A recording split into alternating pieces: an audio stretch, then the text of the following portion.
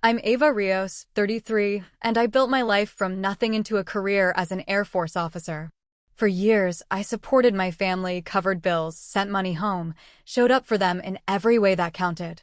But when I came back after 5 years on a classified assignment and they treated me like a criminal instead of a daughter, something in me shifted. Have you ever given everything to someone who repaid you with dismissal or disrespect? If you have, share your story in the comments. Trust me, you're not the only one. Before I dive into what happened, tell me where you're watching from. And if you've ever had to draw a hard line after being underestimated or mistreated, hit like and subscribe for more real stories about boundaries and self-respect. Because what unfolded next even I didn't see coming. I sat in the passenger seat of my mom's old Corolla, hands folded in my lap, watching the Pennsylvania countryside blur past the window. I was 17, and I'd just signed the papers that would change everything. Air Force ROTC scholarship. Full ride. For years of college, then a commission as a second lieutenant. My mom kept glancing at me from the driver's seat, her fingers tight on the wheel. "You're sure about this?" she asked for the third time that morning. I nodded. "I'm sure." She didn't say anything else, but I could see the tension in her jaw. My family didn't understand the military. They saw it as something other people did, people who didn't have better options. But I'd watched my mom work double shifts at the diner for years, watched the bills pile up on the kitchen counter, watched my younger sister Maya grow up thinking that struggling was just how life worked. The scholarship wasn't just about college. It was about breaking a cycle. Maya was 13 then, all braces and attitude. When I told her about the ROTC program, she rolled her eyes. "So you're going to be, like, a soldier?" "Officer," I corrected. "And Air Force, not Army." "Whatever." "Sounds boring." I didn't expect her to understand. I just needed her to be okay. College passed in a structured blur. I studied aerospace engineering, ran every morning at 0500 hours, and learned to press my uniform until the creases could cut paper. My classmates partied on weekends. I sent money home. My mom's transmission died junior year. I covered it. Maya needed a laptop for community college applications. I handled it. Every paycheck from my part-time job at the campus library got split, half for me, half for them. I commissioned at 22, second lieutenant bars gleaming on my shoulders. My mom came to the ceremony. Maya didn't. She had a shift at the mall. My mom took pictures, told me she was proud, but there was something distant in her eyes. Like she was watching me walk into a world she couldn't follow me into. The first few years in the Air Force taught me more about myself than 4 years of college ever did. I worked logistics initially, managing supply chains for deployments. It wasn't glamorous. I spent 14-hour days in warehouses and offices, learning how to move mountains of equipment across continents. But I was good at it. My efficiency ratings stayed high. I made first lieutenant at 24, captain at 28. The promotions felt like validations, proof that I'd chosen correctly. I kept sending money home. When my mom needed help with medical copays, I sent a check. When Maya's community college tuition came due, I covered the difference financial aid didn't. I told myself I was building something, not just a career, but a foundation for all of us. I thought they saw it that way too. Then I got the call. I was 31, a captain with 7 years of active service. My commander called me into his office on a Tuesday afternoon. There was someone else there, a man in civilian clothes with the kind of posture that screamed military regardless of what he wore. "Captain Rios," my commander said.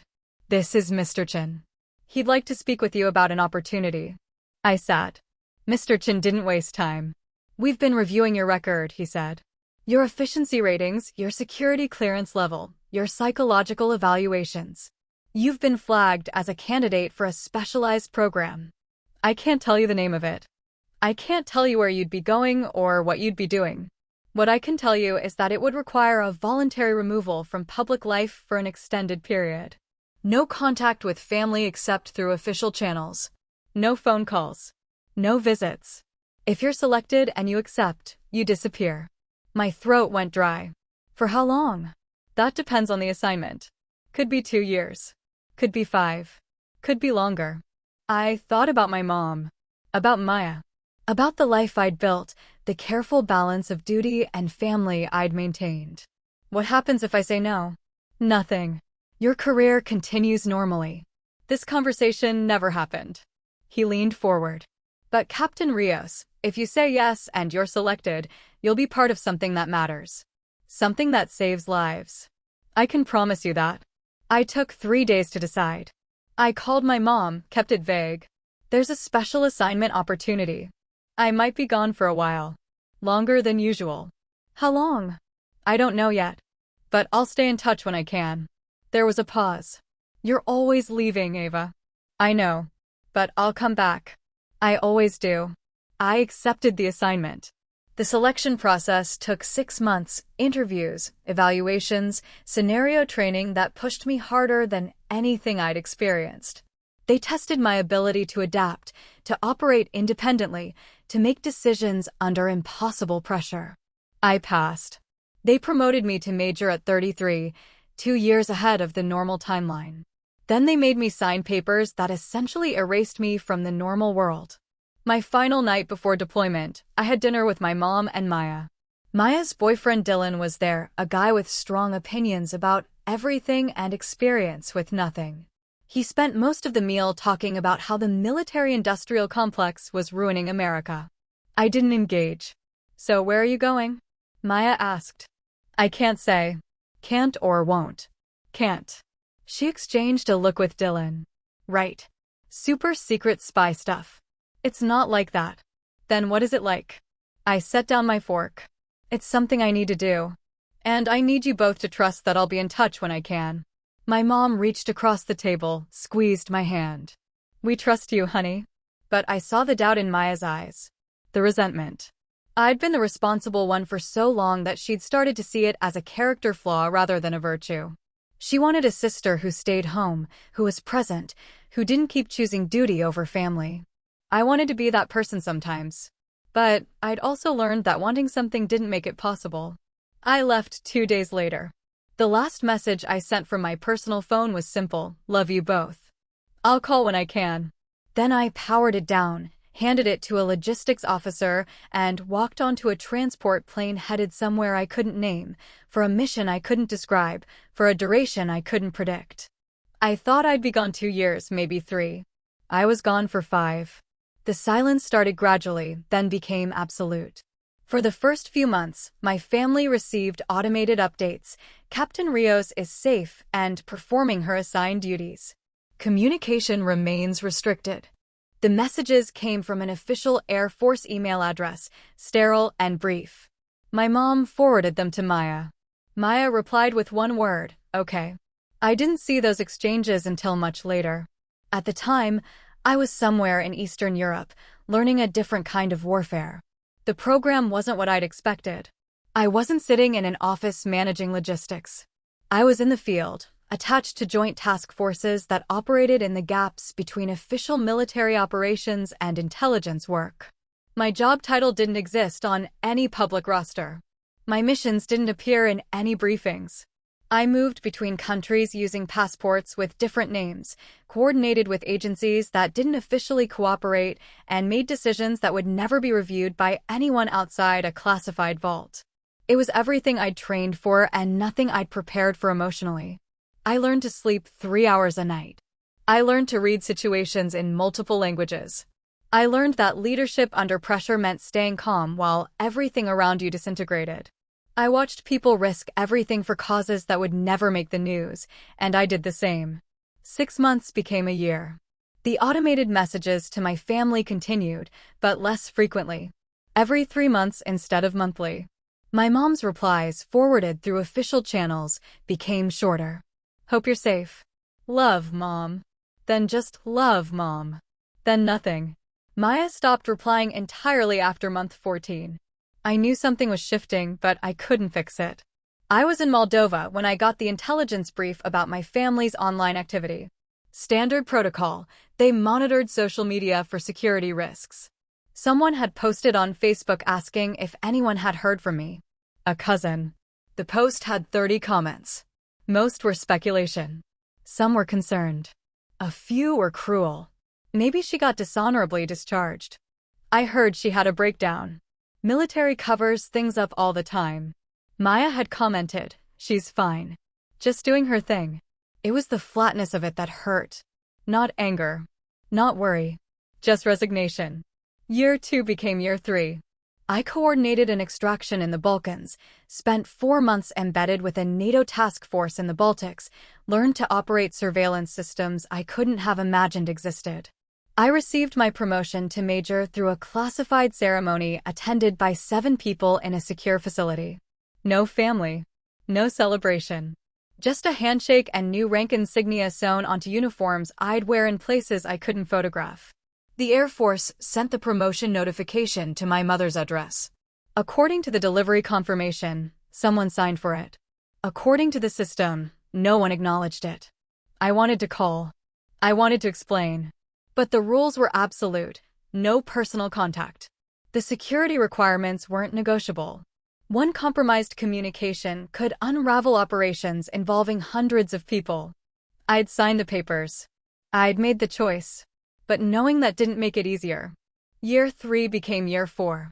The rumors about me, which I tracked through security monitoring, evolved. I wasn't just absent anymore. I was troubled. I was in rehab. I was in prison for something classified. The stories grew more elaborate with each retelling. Dylan, Maya's boyfriend, had apparently become the family's unofficial spokesman on military matters. He explained to anyone who'd listen that classified assignments were often cover stories for disciplinary actions. That the military protected its own. That my family probably didn't know the truth but were too loyal to say so.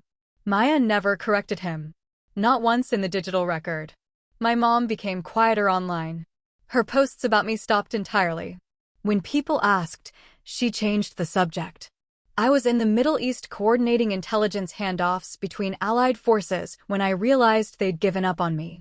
Not on me being alive, the Air Force confirmed that regularly enough. They'd given up on me being who they thought I was. The person they'd created to fill my absence bore no resemblance to who I actually was or what I was actually doing. But I couldn't compete with a ghost I couldn't even acknowledge existed. Year 4 became year 5. The operations intensified. I worked a hostage extraction in North Africa that should have been impossible. I coordinated intelligence that prevented an attack on a civilian target in Western Europe. I did things I'll never be able to talk about with people who'll never know they happened. The work mattered. I knew it mattered. But the cost kept accumulating. Then, one morning in a safe house outside Berlin, my handler told me the assignment was ending. You're being rotated stateside. Full reintegration. You'll have a debrief period, then standard leave before your next posting. I sat there, coffee cooling in my hand, trying to process it. 5 years. It had been 5 years. What about my family? You're cleared to contact them however you choose. The restrictions are lifted. I pulled out the phone they issued me, a new one, not the personal device I'd surrendered years ago, and opened email. My mom's address was still in my memory. I typed carefully, coming home. Can I visit this weekend? The reply came 6 hours later. One word, okay. Not, we've missed you, or thank God, or we were so worried. Just, okay. I should have known then. I should have recognized the distance in that single word. But I was too tired, too relieved to be done, too hopeful that maybe things could just go back to normal. I flew into Philadelphia on a gray Friday afternoon, rented a car, and drove the familiar route to my mom's house. The streets looked the same. The house looked the same. Everything looked exactly like I'd left it, preserved in amber while I'd aged in ways that had nothing to do with years. Maya answered the door. She'd changed older, sharper, with Dylan standing behind her like a shadow. She looked me up and down, her expression somewhere between amusement and contempt. Then she said it, enjoyed prison, loser? I stood on the porch of my childhood home, duffel bag in hand, and stared at my sister. Maya's smirk didn't waver. Dylan crossed his arms behind her, eyebrows raised like he was waiting for a show. Excuse me. I kept my voice level. Prison. Rehab. Whatever you want to call it. She stepped aside, letting me enter. Mom's in the kitchen. She's been worried you'd show up strung out or something. I walked past her, every muscle in my body tensed. The house smelled the same coffee and that lavender detergent my mom always used. Family photos lined the hallway, a timeline of our lives frozen in frames. I appeared less and less frequently as the years progressed, until I vanished entirely around photo 15. My mom stood at the stove, her back to me. Her shoulders were more rounded than I remembered, her hair grayer. She turned slowly, wooden spoon in hand. "Ava." Her voice was quiet, not warm, just acknowledging. "Hi, Mom." She didn't move to hug me. "You look different. It's been 5 years." "Yes." She turned back to the stove. "Maya said you were in trouble. Some kind of program." The words hit like a physical blow. "Maya said what?" My sister appeared in the kitchen doorway. "Well, what were we supposed to think? You disappeared. No calls. No visits. Just those weird automated emails." Dylan explained how it works. When someone goes dark like that, it's usually because they screwed up something classified. Dylan explained. I set my bag down carefully, keeping my hands steady. Dylan, who's never served a day in his life, explained military protocol to you. "He reads about this stuff," Maya said defensively. "He knows how the system works." The system. I looked at my mom, who still wouldn't meet my eyes. "Mom, did the Air Force not send you my promotion notification? I made Major 2 years ago." She stirred the pot on the stove. "We got some mail. Maya handles those things." I turned to Maya. "Where's the notification?" She shrugged. "How should I know? We get a lot of mail. And, honestly, even if you got promoted, that doesn't mean what? That everything's fine. People get promoted in rehab programs. Or in military prison. It's part of the rehabilitation process." I could feel my heartbeat in my temples, but I kept my breathing even. 5 years of training and emotional control, and I needed every second of it. "Is that what you've been telling people?" "That I'm in military prison." "I didn't tell people anything specific," Maya said. "But when Aunt Carol asked, and then the neighbors, and then people at the grocery store, what was I supposed to say?" "You gave us nothing, Ava. Nothing but silence. I gave you what I was allowed to give you. The assignment was classified." Dylan laughed from the hallway. It was a short, bitter sound. "Classified. Right. That's what they all say." I didn't look at him. I kept my eyes on Maya. "You believed I was in prison. Or rehab. For 5 years. And you never once thought to reach out through official channels? To contact my command? To verify anything?" "We tried," my mom said softly, still facing the stove. "They wouldn't tell us anything. Just that you were safe and assigned. So you filled in the blanks with the worst possible explanations. What else were we supposed to think?" Maya's voice rose. "You left. You just left. And you want us to believe it was all some hero mission we're not allowed to know about? That's convenient, isn't it?" I picked up my bag. "Where should I put this?" "Your old room," my mom said. "It's mostly storage now, but the bed's still there." I climbed the stairs, each step feeling heavier than the last. My room was exactly as Mom described, boxes stacked in corners, my old desk covered in Maya's craft supplies, posters peeling from the walls. I sat on the bed and stared at the ceiling. 5 years. I'd spent 5 years believing that my family knew me well enough to trust me. That even without details, they'd understand I was doing something that mattered. That my character, 17 years of being the responsible one, the dependable one, would speak for itself. Instead, they'd decided I was a criminal. Or an addict. Or a failure too shameful to acknowledge. I heard footsteps on the stairs. Maya appeared in the doorway, arms crossed. "Look," she said. "I know you're upset. But you have to see it from our perspective." "Your perspective." "Yes. My perspective. Mom's perspective. We're the ones who stayed. We're the ones who had to deal with the questions and the rumors and the judgment. You got to disappear. We had to stay and face everything." I sat up slowly. "And what exactly did you have to face, Maya?" "People thinking our family was messed up. People assuming the worst. I had to listen to Dylan's friends make jokes about military washouts. I had to watch Mom cry because she thought you were dead or worse." "Did you tell them the truth?" "That I was on assignment." "What truth?" "You never told us anything. How were we supposed to defend you when we didn't know what we were defending?" "You could have defended my character." You could have said, my sister has served honorably for 9 years, and I trust her even when I don't understand the details. Maya laughed, sharp and bitter. Trust you? Ava, you were never here. Even before you left, you were never really here. You were always working, always focused on the Air Force, always putting us second. Don't act like this is some sudden betrayal. You've been choosing the military over us since you were 18. I sent money home every month. I paid for your college applications. I covered Mom's medical bills. Money isn't the same as being present. I was serving my country. You were running away from a life you didn't want. She stepped into the room. You couldn't wait to get out of here, to get away from us. The military was just your excuse.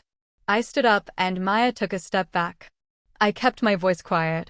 If that's what you really think, then there's nothing I can say to change your mind. That's it? That's your defense. I don't need to defend myself to you, Maya. I know what I did and why I did it. If you want to believe the worst, that's your choice. She stared at me for a long moment, then turned and walked out. Dinner was excruciating. My mom had made pot roast, one of my favorites from childhood. We sat around the table, me, Mom, Maya, and Dylan eating in near silence. Dylan tried to fill the gaps with stories about his job in tech support, about the apartment he and Maya were planning to rent, about anything except the obvious tension crackling through the room. Finally, he made the mistake of addressing it directly. So, Ava, what have you been up to? Maya mentioned you were overseas. I was assigned to various locations. The work was classified. Right, classified. He cut his meat carefully. My buddy from college joined the army. He was in Afghanistan. Even though a lot of what he did was classified, he could still tell us general stuff. Where he was stationed, what his role was, you know. Different assignments have different restrictions. Sure. He took a bite, chewed, swallowed. It's just, in my experience, when someone can't talk about anything at all, it usually means the story doesn't add up. I set down my fork. Your experience. I read a lot about this stuff. Military accountability, whistleblower protections, how the system protects people even when they've done questionable things. My mom put her hand on my arm. Let's talk about something else. But Dylan wasn't done. I'm just saying, if everything was legitimate, there'd be no reason for total secrecy. The military types I know, they love talking about their service. Respectfully, of course. But they're proud of it. They don't hide it. Maya shifted uncomfortably. Dylan, maybe I'm not trying to start anything, he continued. I'm just making an observation. And honestly, Mrs. Rios, you and Maya deserve the truth. Families deserve transparency. I stood up. Excuse me. I walked to the kitchen, gripped the edge of the counter, and breathed. Behind me, I heard my mom's quiet voice. Dylan, that's enough. I'm just being honest, that's enough. I stared out the kitchen window at the darkening street. A part of me wanted to tell them everything. To describe the operations, the risks, the lives saved. To make them understand that my silence wasn't shame but necessity. But even as I thought it, I knew it wouldn't matter. They'd already decided who I was. I returned to the table, picked up my plate, and carried it to the sink. I think I'll turn in early. Ava, wait. My mom stood. I want you to know it's fine, Mom. I'm just tired. Maya spoke without looking at me. Mom is ashamed of you. She hasn't said it, but I can tell. She tells people you're away on assignment in this vague way that makes it obvious she doesn't believe it herself. The room went silent. My mom's face flushed. Maya, that's not, it's true. Maya finally met my eyes. You want honesty? That's the honest truth. We're ashamed. Embarrassed. Whatever you did, wherever you were, it's made our lives harder. And now you show up expecting everything to just go back to normal, and it can't. It just can't. I nodded slowly. Okay. Yes. Okay. I understand. I went upstairs, closed the door to my old room, and sat in the dark. Through the floor, I could hear muffled voices, my mom and Maya arguing, Dylan trying to mediate. I didn't cry. I'd trained that response out of myself years ago. Instead, I sat and processed the data like I'd process any intelligence brief, assess the situation, identify the variables, determine the best course of action. The situation, irreparable damage. The variables: pride, ignorance, resentment. The course of action: withdrawal. I'd leave in the morning. I'd find a hotel near the base, finish my reintegration debrief, and request immediate reassignment. Maybe overseas again. Maybe just far enough away that visits wouldn't be expected. I'd spent 5 years protecting people who'd spent 5 years assuming the worst about me. That wasn't a relationship. It was a liability. My phone buzzed. A text from my former commanding officer, now Colonel Nathan Hale. "How's the homecoming?" I typed back, "About what you'd expect."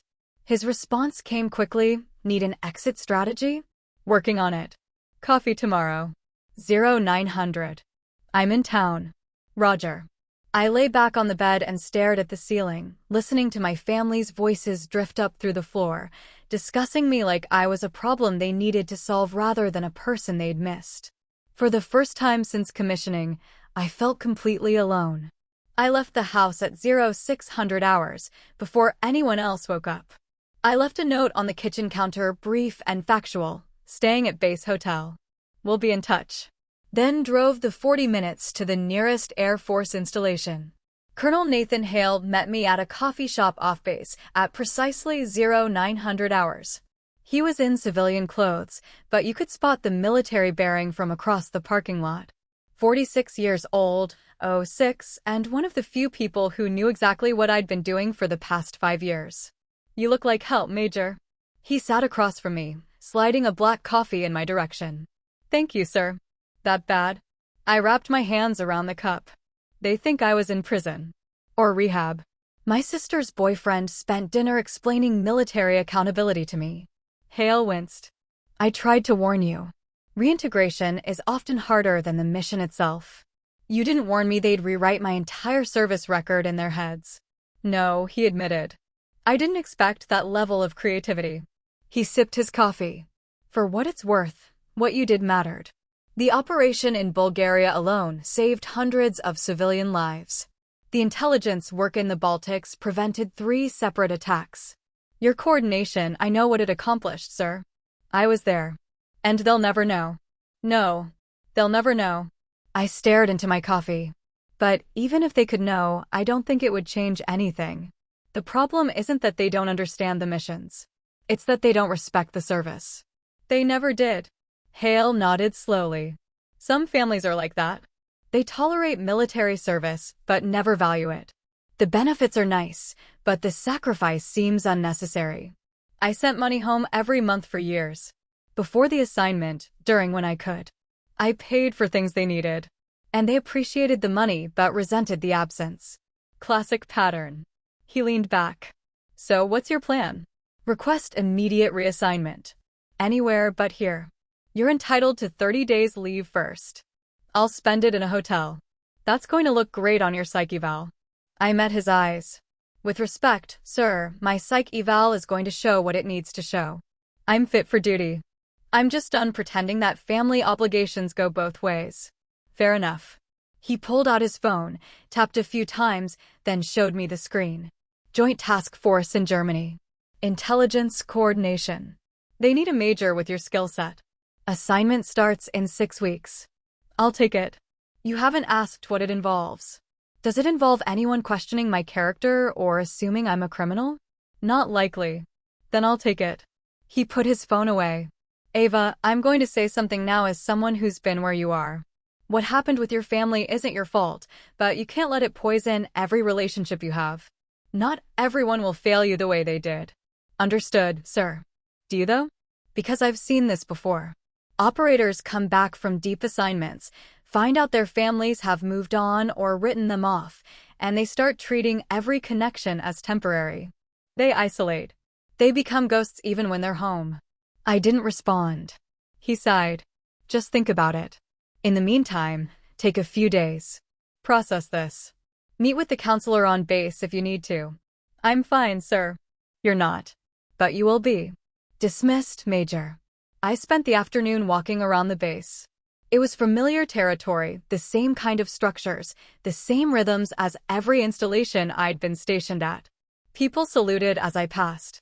I returned the gestures automatically, taking comfort in the predictability of it. My phone rang around 1500 hours. My mom. I answered. Hello. Ava, where are you? On base. You left. I'm staying at the base hotel. I left a note. There was a long pause. Maya feels terrible about last night. Does she? She does. We just don't understand what happened. You have to give us that. 5 years, Ava. 5 years of nothing. 5 years of classified service, Mom. There's a difference. But how are we supposed to know that? How are we supposed to believe it when you can't tell us anything? I stopped walking, stood in the middle of an empty parade ground. You're supposed to know because you know me. Because I've never given you reason to think I'd be dishonorably discharged or arrested or in rehab. Because my entire adult life has been defined by service and responsibility. That should have been enough. It's not that simple. It really is, though. Either you trust my character or you don't. And you've made it clear you don't. That's not fair. Mom, Maya's boyfriend spent dinner lecturing me about military accountability. Maya told me you're ashamed of me. No one acknowledged my promotion to major. You didn't defend me when people spread rumors. At what point does fairness enter into this? Her voice cracked. We were scared, Ava.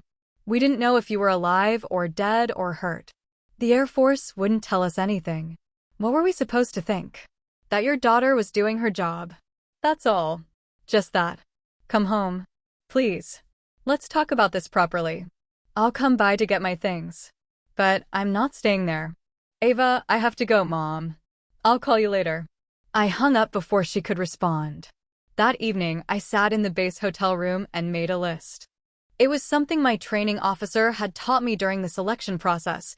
When emotion threatens to overwhelm analysis, create structure. Write it down. Make it objective. I wrote facts about the past 5 years. Then I listed them. I was selected for a classified assignment requiring total communication blackout. I completed the assignment successfully, earning commendations I cannot publicly acknowledge. I was promoted ahead of schedule. I maintained financial support to my family when possible. I broke no rules, violated no codes of conduct, and served honorably. Then I wrote facts about my family's response. The list came faster. They assumed criminal or shameful activity rather than classified service. They spread rumors or allowed rumors to spread unchallenged. They failed to acknowledge my promotion. They expressed shame and embarrassment about my service. They demanded explanations I'm not authorized to give. I stared at both lists for a long time. The evidence was clear. The emotional interpretation, however, was more complex. Were they wrong to be scared? No. Were they wrong to be confused? Not entirely. But were they wrong to assume the worst, to believe gossip over my history, to treat my return as an inconvenience rather than a relief? Yes. That was the piece I couldn't reconcile. Even accounting for fear and confusion, there was a baseline of disrespect that predated my absence. Maya had said it herself, I'd been choosing the military over them since I was 18. But that wasn't the whole truth. I'd been choosing responsibility over comfort, structure over chaos, service over self. And they'd interpreted every choice as rejection. Maybe it was. Maybe some part of me had been running away from a family that never quite fit. But even if that was true, it didn't justify what they'd become in my absence. My phone buzzed. A text from Maya, can we talk? I typed back, about what? About yesterday. About everything. Please. I closed my eyes, thought about Colonel Hale's warning about becoming a ghost. Then I replied, tomorrow. 1 hour. Coffee shop on Maple Street. 1100 hours. Okay, thank you. I set the phone down and returned to my lists, adding one more section, facts about moving forward. The list was short. I cannot change how they see me. I cannot make them respect what they don't understand. I can control my response. I can set boundaries. I can choose what kind of relationship, if any, to maintain. I underlined the last point twice, then folded the paper and put it in my pocket. Structure. Analysis. Control. These were the tools I had. These were the tools that had kept me alive and effective for 5 years in situations most people couldn't imagine. I'd use them now. Maya was already at the coffee shop when I arrived at 1100 hours. She sat at a corner table, hands wrapped around a mug, eyes red. I ordered black coffee, no sugar, no cream, and sat across from her. "Thanks for coming," she said quietly. I nodded. "I need to say something, and I need you to just listen." "Okay, okay." She took a breath. I was jealous. I've been jealous since we were kids. You were always better at everything: school, responsibility, making mom proud. When you joined the Air Force, it felt like you were just adding another achievement I could never match. And when you left on that assignment, part of me was relieved. Finally, you weren't here being perfect while I struggled with community college and retail jobs. I kept my expression neutral. When you didn't call, when the emails stopped being regular, Dylan started saying maybe you'd screwed up. Maybe you weren't as perfect as everyone thought. And I wanted to believe him. Because it was easier than admitting I resented you for succeeding. When people asked where you were, I didn't defend you because some part of me wanted them to think less of you. Wanted them to see you the way I felt, like maybe you weren't all that great after all. She wiped her eyes. But that doesn't make it right. It doesn't excuse what I said or what I let Dylan say. You're my sister. I should have defended you. I should have trusted you. And I didn't. I'm sorry. The apology hung in the air between us. I sipped my coffee, buying time to formulate a response that was honest, but not cruel. "I appreciate you saying that," I said finally. "But Maya, the jealousy, I can understand that. Family dynamics are complicated. What I can't understand is the assumption that I'd be dishonorably discharged or in prison. That wasn't jealousy. That was assuming the worst possible version of me, despite a decade of evidence to the contrary." I know. Do you? Because that's not just about you feeling inadequate. That's about you actively choosing to believe I'd failed. There's a difference. She nodded, tears falling freely now. You're right. And I don't know how to fix it. Neither do I. Does that mean you won't forgive me? I considered the question carefully. It means I don't know what forgiveness looks like here. You apologized, and I believe you mean it. But trust isn't rebuilt with an apology. It's rebuilt with time and changed behavior. And, honestly, I don't know if I have it in me right now to wait and see. So that's it? We're done. I didn't say that. I said I don't know. I need time to process this, and I need space. I'm taking an assignment in Germany. I leave in 6 weeks. Of course you are. Maya, no, I get it. It's what you do.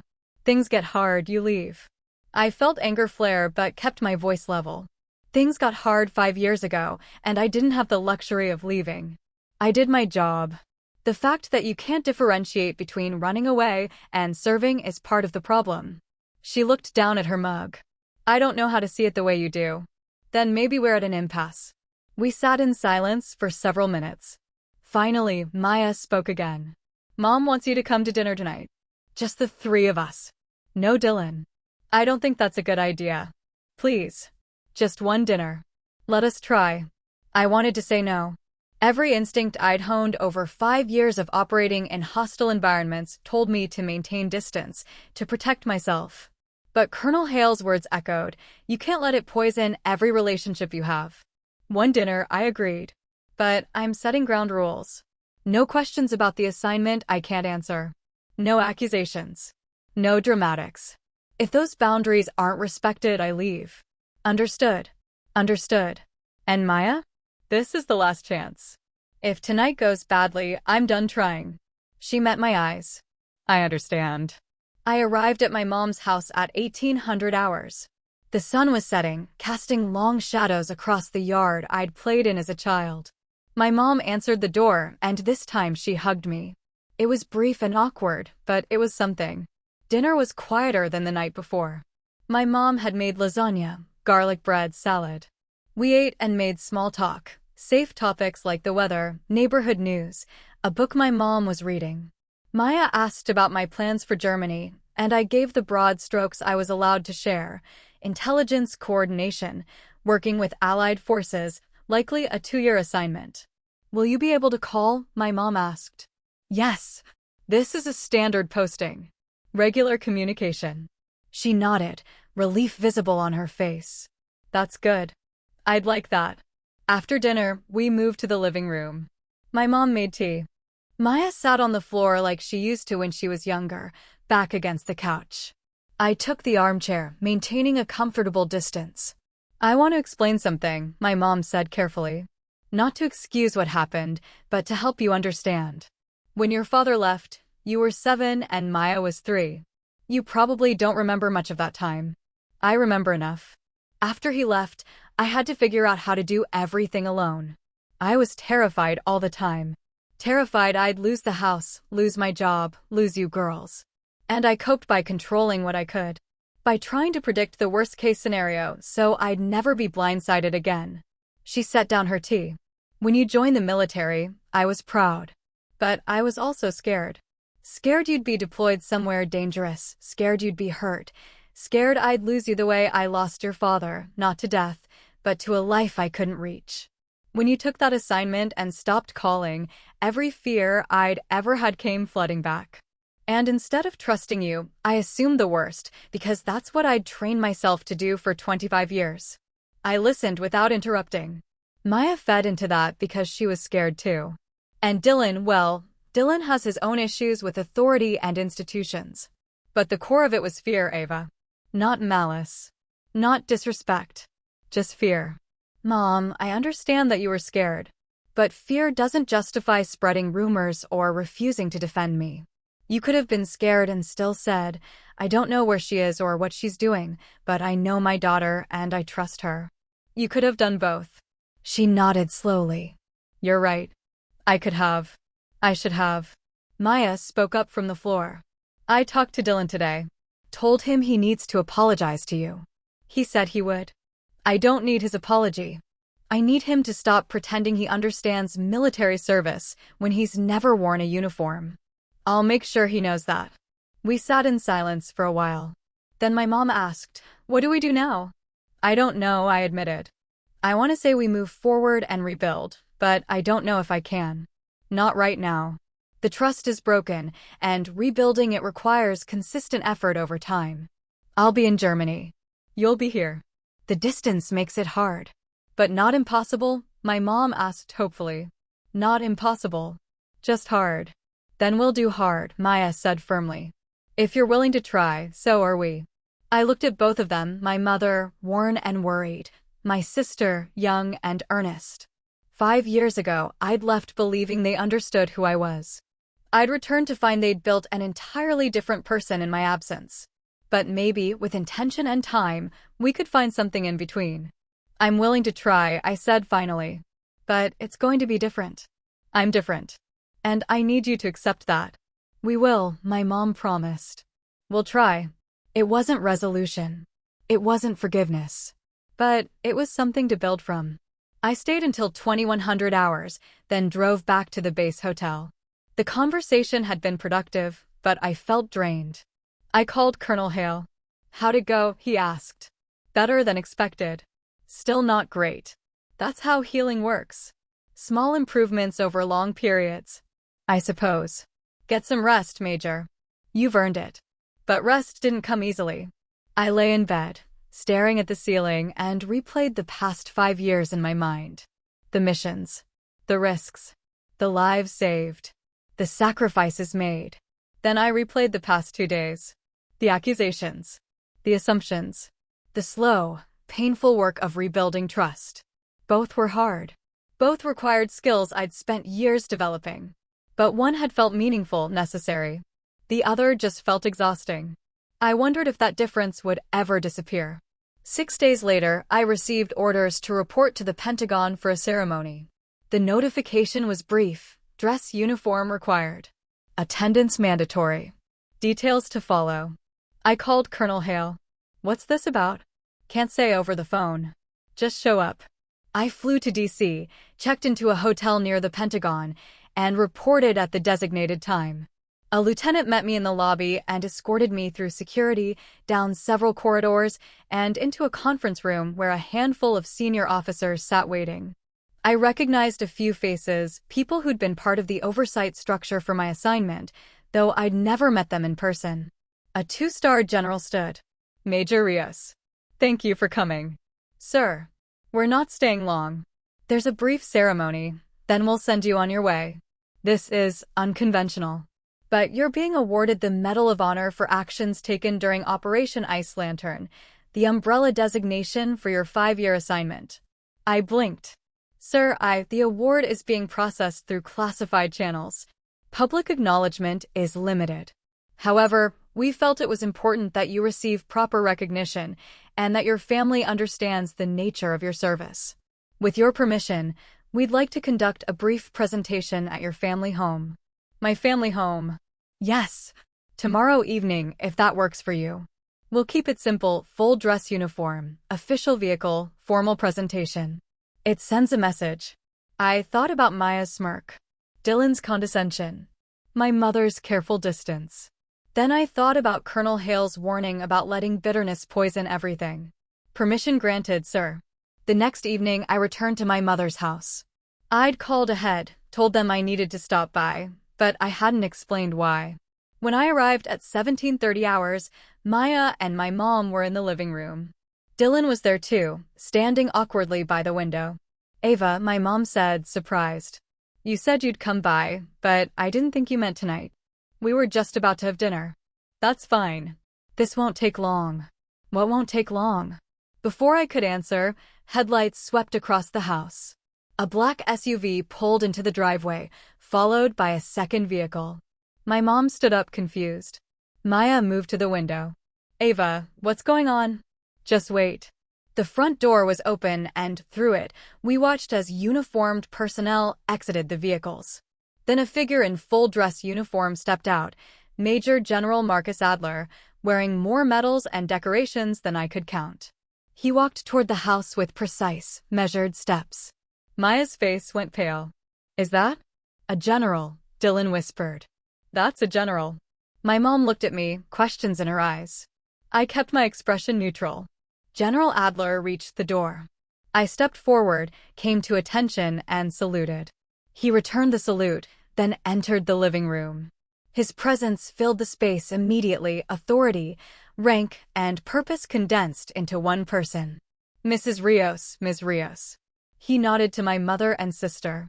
I apologize for the intrusion. I'm Major General Marcus Adler, United States Air Force. I'm here on official business.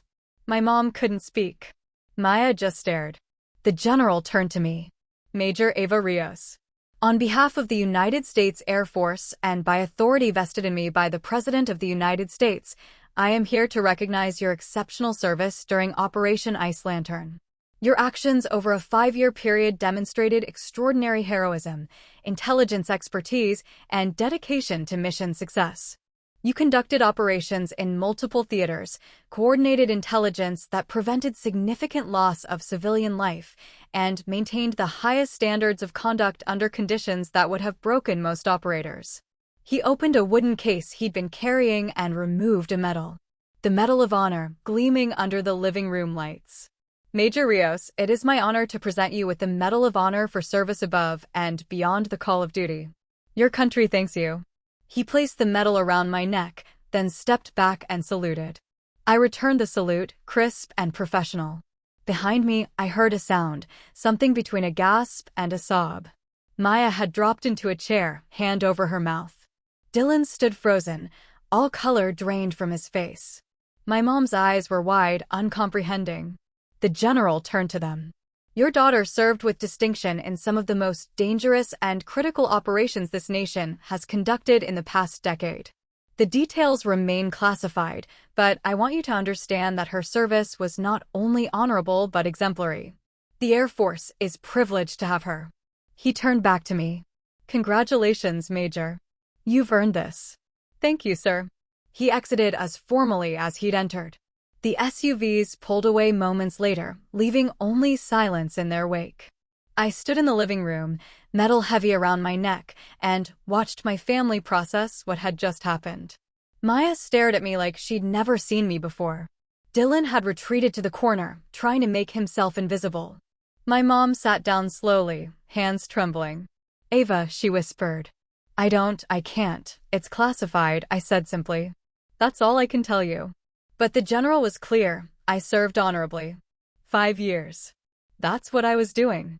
That's where I was. Maya's voice cracked. The Medal of Honor. Yes. All this time, we thought, I know what you thought. Dylan cleared his throat. I need to apologize. I said things I had no right to say. I made assumptions. I'm sorry. I looked at him. Apology noted. My mom stood up, walked over, and wrapped her arms around me. This time, the hug lasted. I'm sorry. God, Ava, I'm so sorry. We should have trusted you. We should have known. Yes, I agreed quietly. You should have. Maya approached slowly. I don't even know what to say. I feel like the worst person in the world right now. You're not. But you made choices that hurt me.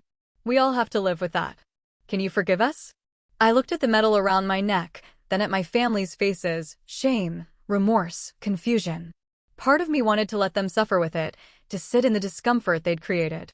But another part, the part that had spent 5 years fighting to protect people who'd never know it, recognized that forgiveness wasn't about them. It was about me choosing not to carry the weight of their mistakes forward.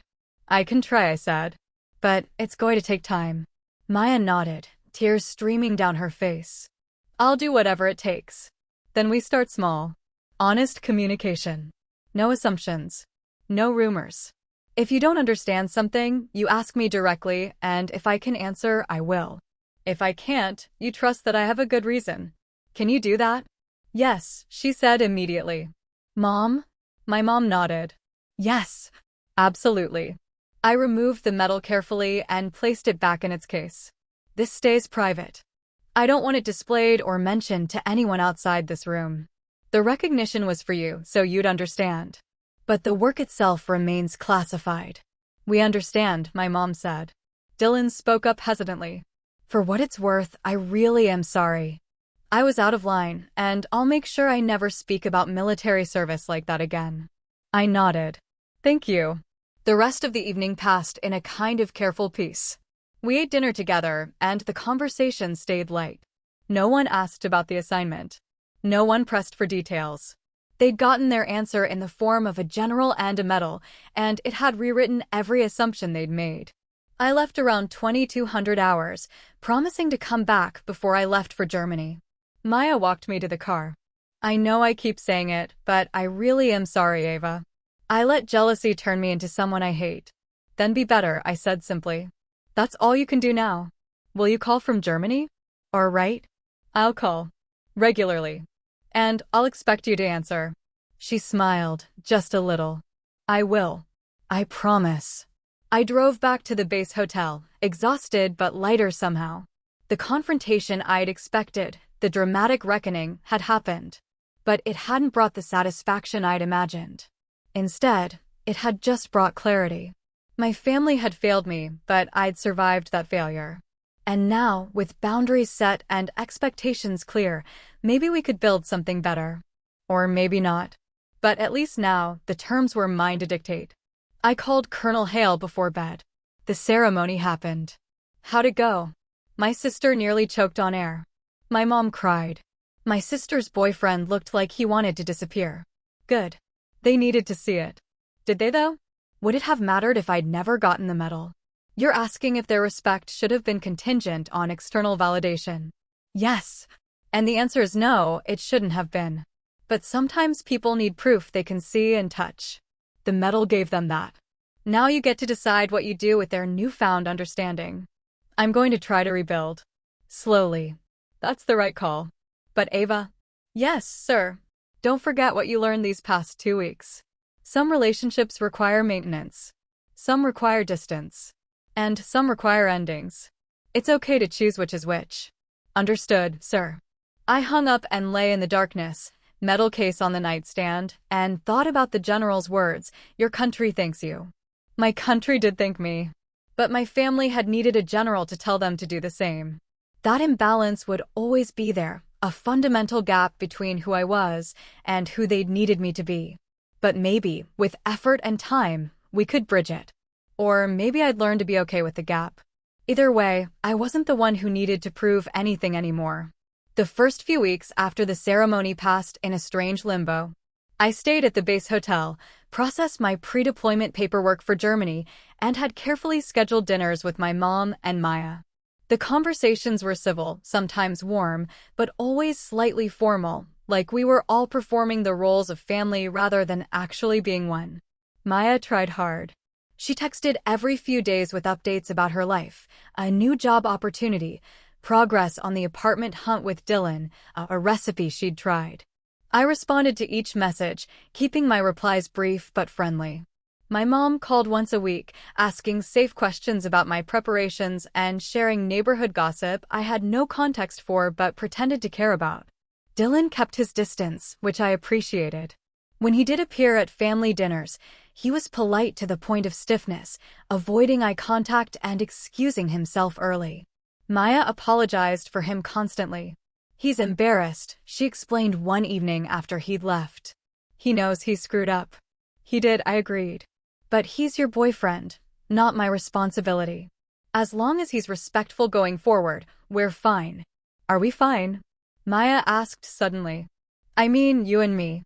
Are we actually fine, or are you just going through the motions?" I set down my water glass. "I'm here, aren't I?" "That's not the same thing." "No, it's not." I thought about how to phrase it honestly. "Maya, I don't know if we'll ever be close again. 5 years is a long time, and what happened when I came back changed something fundamental.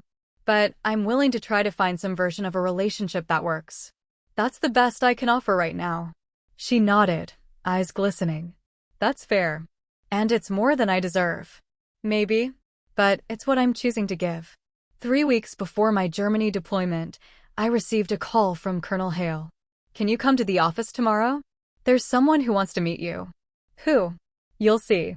1000 hours. I arrived at the Air Force Administrative Building precisely on time. Hale met me in the lobby and led me to a conference room where a woman in civilian clothes sat waiting. She was maybe 40, with dark hair and sharp eyes that assessed me immediately. "Major Rios, this is Dr. Sarah Chen. She's a psychologist who works with operators transitioning out of classified assignments." I shook her hand. "Ma'am, please sit. This isn't an evaluation, just a conversation." Her voice was calm, professional. "Colonel Hale mentioned you've had some difficulty with reintegration." "That's one way to put it. I've worked with dozens of people in your situation. The pattern is fairly consistent. You disappear for years, your family fills the void with assumptions, you return to find they've constructed an entirely different narrative about your absence. That's exactly what happened. And now you're trying to reconcile the person you actually were with the person they decided you were. It's exhausting." I felt some of the tension in my shoulders release. "Yes, it is. The question you're probably asking yourself is whether it's worth the effort. Whether these relationships can be repaired or if you should just let them go." "Every day," I admitted. Dr. Chin leaned forward. "Here's what I tell everyone in your position. You don't owe anyone a relationship just because you're related by blood. Family is supposed to be about mutual respect, support, and trust. If those elements aren't present, it's not really family, it's just people you happen to share DNA with." That sounds harsh. It's realistic. Some families can rebuild after this kind of fracture. Some can't. What matters is that you make the choice that protects your well-being, not the choice that fulfills some obligation imposed by society or guilt. I thought about that. My sister's been trying. My mom too. They apologized. They're making an effort. Do you believe the effort is genuine? I think they're scared of losing me completely. I don't know if that's the same as genuine understanding. That's perceptive. Fear-based change rarely lasts. Real change requires people to fundamentally shift how they see you and themselves. Can they do that? I don't know. Then give yourself permission not to know. Go to Germany. Live your life. Maintain contact at whatever level feels comfortable, but don't force anything. If the relationship is meant to survive, it will prove itself over time. If it's not, you'll have your answer. The conversation lasted an hour. When I left, I felt clearer than I had in weeks. Dr. Chin was right. I'd been operating under the assumption that I had to fix what my family had broken. But I didn't. I could simply step back and let them do the work of proving they'd changed. I shared this revelation with Maya the next time we had coffee. "I'm going to Germany in 2 weeks. While I'm there, I want you to know that I'm not going to chase this relationship. I'll respond when you reach out, but I need you to be the one who maintains contact. Can you do that?" She looked hurt. "You don't trust me to try." I don't trust you to sustain effort without immediate reinforcement. You've spent your life comparing yourself to me, resenting me, and then, when I was gone, rewriting me into someone you could feel superior to. That's not going to change just because a general showed up with a medal. That's not fair, Maya. I'm not interested in fair right now. I'm interested in protecting myself. If you want a relationship with me, you need to prove over time that you can respect me even when I'm not physically present.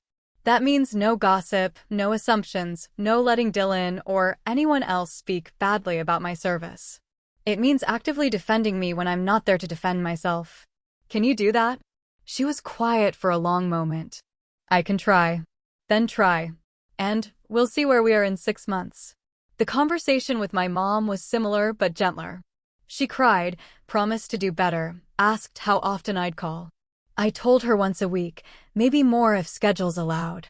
She asked if she could visit Germany, and I told her honestly that I needed space first, maybe in a year if things improved. I love you, Ava, she said as I was leaving. I know I didn't show it well these past 5 years, but I do. I know, Mom. But love without respect isn't enough. Work on the respect, and we'll figure out the rest. My final week stateside passed quickly. I sold what little I'd accumulated during my brief time back, arranged for storage of the few items I wanted to keep, and finalized my travel orders. Colonel Hale took me to dinner 2 nights before I left.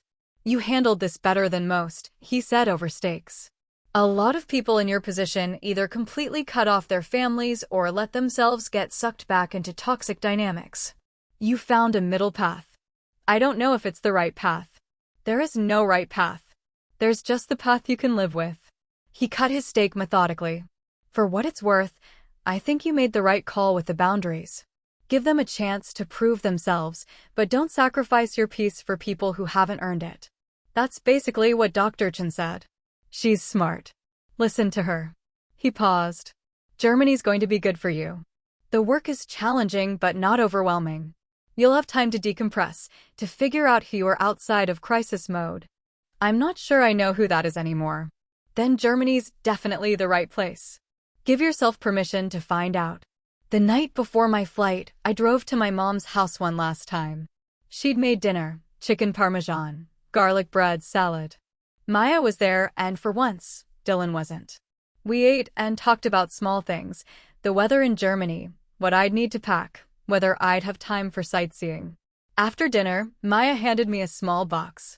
I made you something. Inside was a bracelet woven from leather and metal, simple, elegant, something I could actually wear. Thank you. It's not much. But I wanted you to have something that reminded you or thinking about you. I appreciate it. My mom handed me an envelope. It's a letter. Don't read it until you're on the plane. I wanted to say some things I'm not good at saying out loud. I hugged them both before I left. Maya held on longer than usual, whispering, I'll prove it to you. I promise I'll prove I can be better. I hope so, I replied honestly. The flight to Germany was long and uneventful. I read my mom's letter somewhere over the Atlantic. It was 4 pages, handwritten, full of apologies and explanations and promises. She wrote about her fears, her failures as a mother, her desperate hope that we could rebuild what had been broken. The last paragraph made me cry despite my best efforts. You've always been the strongest person I know, Ava. Even when you were little, you had this core of steel that nothing could bend. I'm sorry I mistook that strength for not needing me. I'm sorry I didn't defend you when you couldn't defend yourself. I'm sorry I let fear make me weak when you needed me to be strong. I don't know if I can fix this, but I promise I'll spend the rest of my life trying. You're my daughter, and I'm proud of you. I should have said that more. I should have shown it better. I love you. I folded the letter carefully and put it back in the envelope. Then I pulled out my phone and typed a text to my mom. I read your letter. Thank you for being honest. Let's talk this week. Her reply came quickly despite the time difference. I'll call Friday your time. I love you. I looked out the window at the ocean below, medal in my carry-on, letter in my pocket, bracelet on my wrist. The past 5 years had taken more from me than I'd expected, not just time, but the naive belief that blood meant loyalty. But they'd also given me clarity. I knew now what I was worth. I knew what I'd accomplished.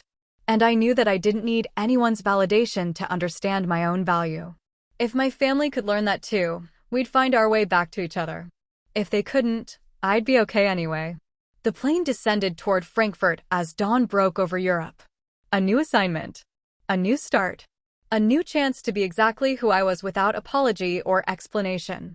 I was ready. Germany exceeded expectations. The assignment was demanding but manageable. Intelligence coordination with NATO allies, threat assessment, strategic planning. I worked alongside officers from 6 different countries, which forced me to adapt my communication style and broaden my tactical thinking. The challenge was refreshing after the intensity of the previous 5 years. I lived in a small apartment off base in a quiet neighborhood where no one knew my rank or cared about my service record.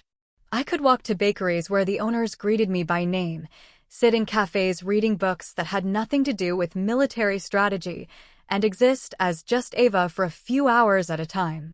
I called my mom every Friday as promised. The conversation started awkward, but gradually found a rhythm. She told me about her week, asked about mine within the bounds of what I could share, and didn't push for more than I offered. Maya texted more frequently, pictures of the apartment she and Dylan had finally rented, updates about her new job at a marketing firm, random observations about her day that reminded me of the sister I'd known before jealousy had poisoned everything. I responded to each message. Not immediately, but consistently. I let them see that I was present, available, but not desperate for their approval. 2 months into my Germany assignment, Maya video called me on a Tuesday evening. She looked nervous. "Hey, is this a bad time?" "No, I just got home from work." "What's up?" She took a breath. "Dylan and I broke up." "I'm sorry to hear that." "Don't be. It was the right call. He was always talking about integrity and honesty, but he never actually lived it.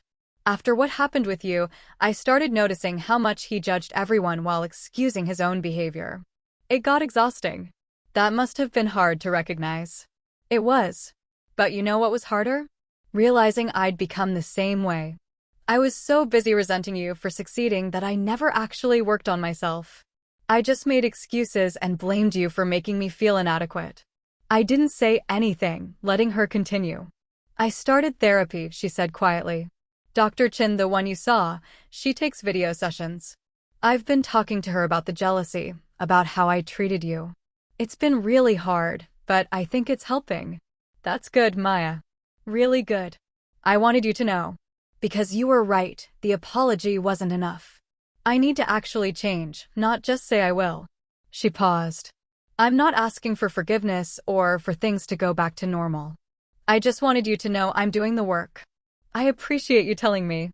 We talked for another hour about other things: her job, her therapy, a trip she was planning to visit a friend in California. When we hung up, I felt something shift. Not trust, not yet, but hope that maybe trust could rebuild. 3 months into the assignment, my mom asked if she could visit for a weekend. I hesitated, then agreed with conditions. She'd stay in a hotel, we'd have structured time together, but also space, and she'd respect my boundaries if I needed to step back. She arrived on a Friday afternoon. I met her at the airport, and when I saw her, something in my chest loosened. She looked older, but healthier than she had during my brief time home. She hugged me carefully, like she was afraid I'd pull away. "Thank you for letting me come," she said. "Of course."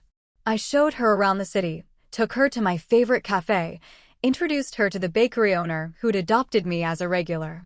We talked about surface things mostly, but there were moments of deeper honesty.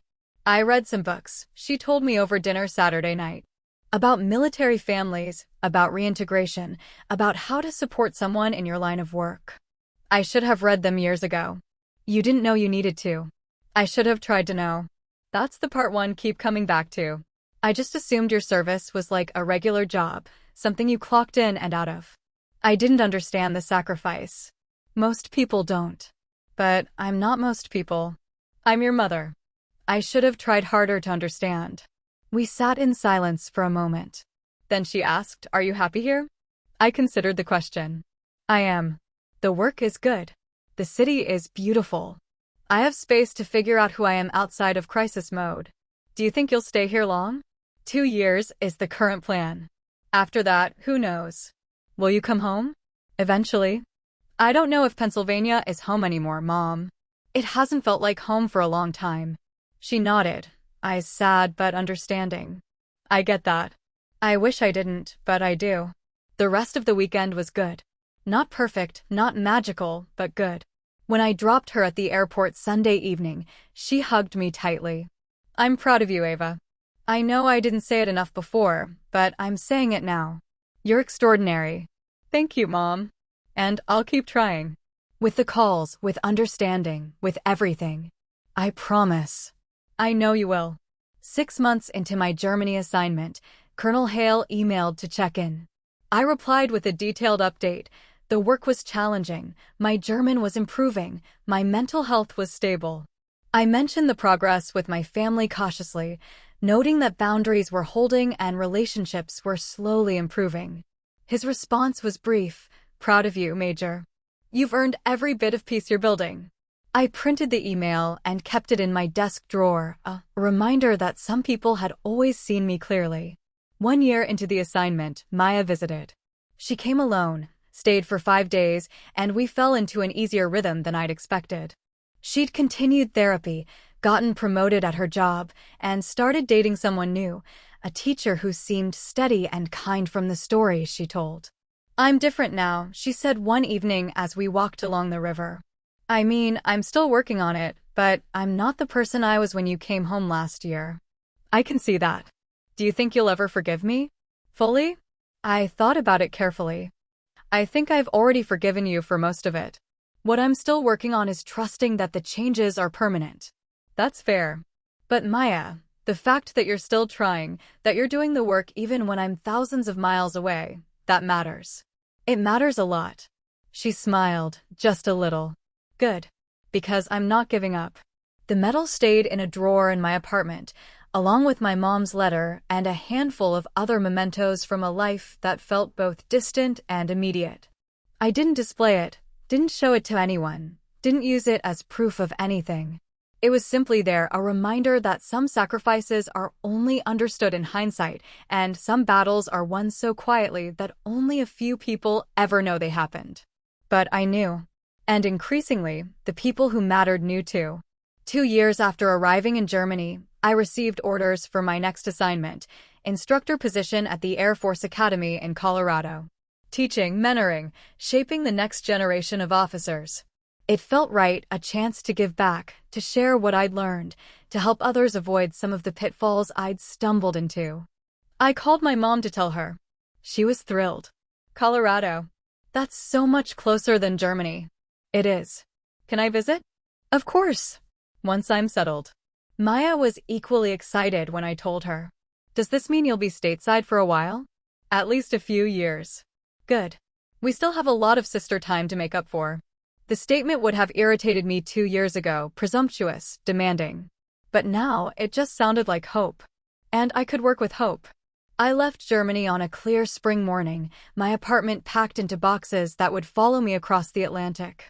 I'd made friends here, built a life here, found pieces of myself I'd lost during 5 years of classified operations. Germany had been a gift, space to heal, permission to be human, time to rebuild. The flight to Colorado was shorter than the flight to Germany had been. I watched the Rocky Mountains come into view and felt something I hadn't felt in years, anticipation without anxiety, excitement without dread. I was 36 years old, a major with 13 years of service, a Medal of Honor recipient whose story would remain mostly classified, and a woman who'd learned that family could be rebuilt if both sides were willing to do the work. My phone buzzed as we descended. A text from Maya, safe travels. Can't wait to visit your new place. And from my mom, proud of you always. Call when you land. I replied to both, will do. Love you. And I meant it. Colorado Springs welcomed me with sunshine and altitude that left me breathless for the first few weeks. The academy was everything I'd hoped, structured but innovative, traditional but forward-thinking. I taught courses in strategic intelligence and military ethics, mentored cadets who reminded me of my younger self, and slowly built a reputation as a tough but fair instructor. My family kept their promises. My mom visited twice in the first year, staying in a hotel nearby and spending weekends exploring the area with me. Maya came for Christmas, bringing her boyfriend, who turned out to be exactly as kind and steady as she'd described. We all had dinner together, and for the first time in years, it felt like family rather than performance. There were still hard moments. Sometimes Maya would make a comment that revealed lingering jealousy or misunderstanding. Sometimes my mom would ask questions I couldn't answer about the 5 years, and I'd see the frustration in her eyes. But we'd established patterns for handling those moments: honesty, boundaries, patience. We didn't pretend everything was perfect. We just kept trying. One evening, about 18 months into my academy assignment, I received an email from Colonel Hale. He'd been promoted to Brigadier General and was writing to let me know he'd recommended me for Lieutenant Colonel. The promotion board would convene in 6 months. "You've earned this a dozen times over," he wrote. "But more importantly, you've built a life that honors the service without being consumed by it. That's rarer than you think." I printed the email, added it to the drawer with the medal and the letter and the bracelet. Evidence of a life I'd fought to build, protect, and maintain. The promotion came through as expected. At 38, I pinned on Lieutenant Colonel rank in a ceremony attended by cadets, fellow instructors, and, for the first time, my mother and sister. They sat in the front row, watching as I took the oath and received the insignia. Afterward, Maya hugged me tightly. "I'm so proud of you. I know I should have said this years ago, but I'm saying it now. Thank you." My mom held both my hands. "Your father would be proud." I know that doesn't mean much, but I think about it sometimes. He'd be proud. It was the first time she'd mentioned him in years. I squeezed her hands. "Thank you, Mom." That evening, we had dinner at a restaurant overlooking the mountains. The conversation flowed easily: stories from my teaching, updates on Maya's work, plans for my mom's retirement. At one point, Maya raised her glass. "To Ava. For never giving up, even when we gave you every reason to." I clinked my glass against hers. "To family. For figuring out how to be one." We drank, and I looked around the table at faces that had once been sources of pain but were becoming sources of peace. It wasn't perfect. It would never be what it could have been if they'd trusted me from the start. But it was real, and it was ours, and it was enough. Later that night, alone in my house, I opened the drawer and took out the medal. I held it for a long time, feeling the weight of it, remembering the general's words: "Your country thanks you." My country did thank me. And eventually, slowly, my family learned to thank me too. But the real victory wasn't the medal or the rank or even the reconciliation. The real victory was learning that I didn't need their thanks to know my worth. I'd survived 5 years of classified operations and 2 years of family reconstruction by holding on to one truth: my value wasn't determined by other people's ability to see it. I'd become the person I needed to be. And in the process, I'd given my family the space to become better versions of themselves. That was enough. I put the medal back in the drawer, closed it gently, and walked to the window. Colorado Springs spread out below, lights twinkling in the darkness. Somewhere out there, cadets were studying for exams, preparing for careers that would take them places they couldn't yet imagine. I'd teach them what I could: tactics, strategy, ethics. But mostly, I'd teach them what no manual could convey: how to stay true to themselves when everything else tried to reshape them. Because that's what service really meant. Not just duty to country, but duty to the person you promised yourself you'd become. I'd kept that promise. Despite everything, I'd kept it. And I'd keep teaching others to do the same. And that's how 5 years of silence turned into the moment my entire family finally saw who I really was. Not a screw-up. Not a rumor. A major who did her job and came home with the truth sealed behind classified walls. Now I want to hear from you. Have you ever been written off by the people who should have known you best? Did you ever have to prove your worth in a way they didn't expect or couldn't handle? And if you were in my place, would you let them back in or walk away for good? Drop your story in the comments. If this hit home, even a little, tap like, hit subscribe, and stick around. There are more real stories coming about boundaries, respect, and the moment everything changes.